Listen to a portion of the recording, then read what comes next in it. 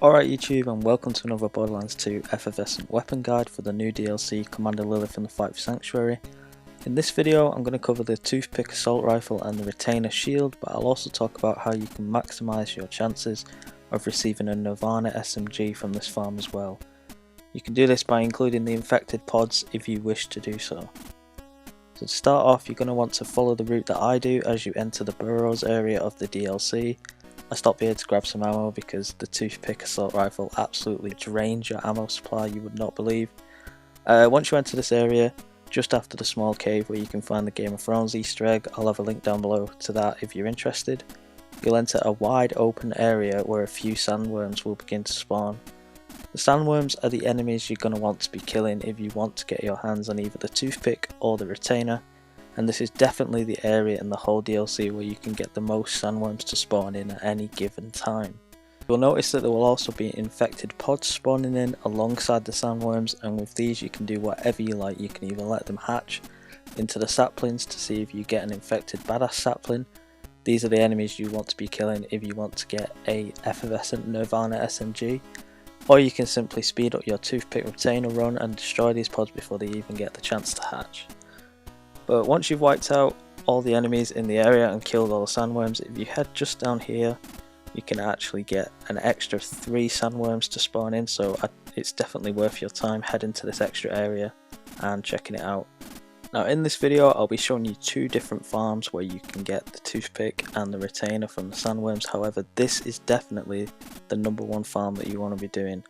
The second farm is just one that I came up with myself while I was farming for loot midgets at the toilet. If you don't know what that is, I will be having a video coming out very soon talking about how you can farm the loot midgets in this DLC. As you can see here, I got a retainer from the sandworms in this room, so they can drop the effervescent items in this extra room, so it's definitely worth checking it out.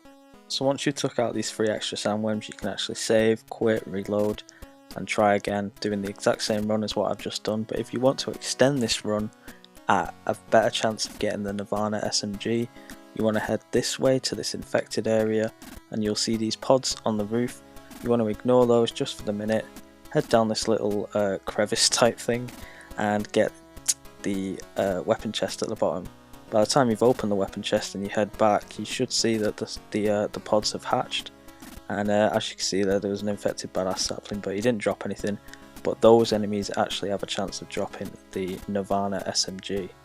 Now I have actually done a video about the Nirvana previously, however this is pretty much an extension of that. As you can see there, I got the vehicle skin, the rainbow one, and if you head on back here you can actually kill a few more. You can kill 4 right there in the corridor, and then you head over here and there's a random number that spawn. There's always going to be the badass lichen throat or whatever they're called. There's always going to be one of those. They're pretty easy to kill as long as you have the Toothpick and Mouthwash. But yeah, it's just another run killing the sandworms back in that open area, showing you that I do actually get a Toothpick. So I got the Retainer earlier, and here's another Toothpick which I've got from the sandworms.